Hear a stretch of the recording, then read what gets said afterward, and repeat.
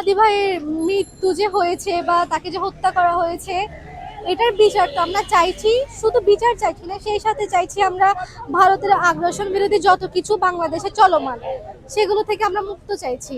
এটা বাংলাদেশ, আমরা বাংলাদেশপন্থী, আমরা ভারতপন্থী না, আমরা পাকিস্তানপন্থীও না। তো আমরা চাই বাংলাদেশপন্থী মানুষ যেন বাংলাদেশপন্থীতেই থাকে। ভারতীয় যতগুলো, যেমন কি আমরা দেখতে পাচ্ছি ভারতীয় হাই কমিশনার, আমরা এটা চাই না। যে রাষ্ট্র মানুষ, যেই সহজ, যে প্রতিবেশী দেশ মানুষ মারে, সেই প্রতিবেশী দেশ শত্রু দেশ হিসেবে আমরা গণনা করব। আর দ্বিতীয় কথা আমাদের হাদি ভাইকে বুঝতে হলে আমাদের বুঝতে হবে হাদি ভাই কি করতে চেয়েছিল। হাদি ভাই চেয়েছিল এই যে ভারতের এই যে আগ্রাসন বিরোধী, তিনি অনেকগুলো তার ইনকিলাব মঞ্চ, বিভিন্ন প্রেস ব্রিফিংয়ে তিনি বলেছেন যে এই বাংলার মানুষ 1971-ও জান দিয়েছে। আমরা একটা ভূখণ্ড পেয়েছি 1971-এ জান দিয়ে একটা ভূখণ্ড পাওয়ার পরে আমরা স্বাধীন হয়েছি 24-এর পরে। কোনো না কোনোভাবে 55 বছর ধরে আমাদেরকে সবাই শাসন করেই আসছে।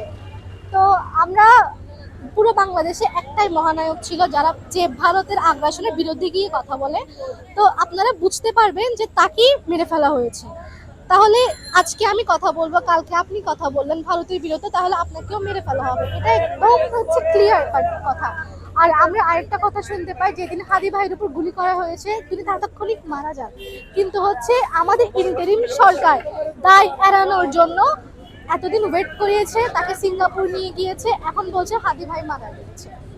দেন আমরা কিছুদিন 2 দিন আগে আমাদের এনসিপি নেত্রী রুমি আপু মারা গিয়েছে। তো এই যে দেখেন নির্বাচনী কাজ ঘনিয়ে আসছে, এন্ড আমাদের একজন একজন সহযোদ্ধা আমাদের সবাই মারা যাচ্ছে।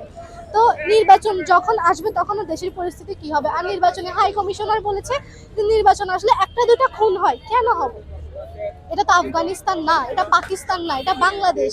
এখানে কেন একটা দুইটা খুনকে নর্মালাইজড করা হবে? আমরা এই খুনকে নর্মালাইজড করতে চাই না, আমরা চাই একটি সুস্থ দেশ।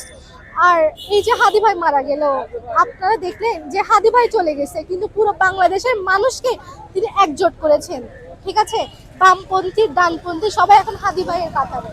তো আমরা আবারও আমলাদেরকে বলতে চাই বা উপদেষ্টাকে বলতে চাই, লাশের রাজনীতি আপনারা শুরু করেছেন, কিন্তু যদি আপনারা লাশের রাজনীতি না থামান তাহলে লাশের রাজনীতি আমরা শেষ করব। আর এই যে জুলাই সনদে বিভিন্ন দল স্বাক্ষর করেছিল, এনসিপি ছাড়া যে দলগুলো স্বাক্ষর করেছিল, এবং আওয়ামী লীগ যখন নিষিদ্ধ হয়েছিল তখন কিন্তু সবাই আওয়ামী লীগ নিষিদ্ধের দাবিতে এক ছিল না।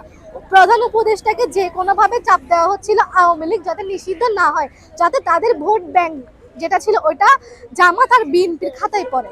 এই জন্য তারা আওয়ামী লীগ নিষিদ্ধ চায়নি। আজকে যদি তারা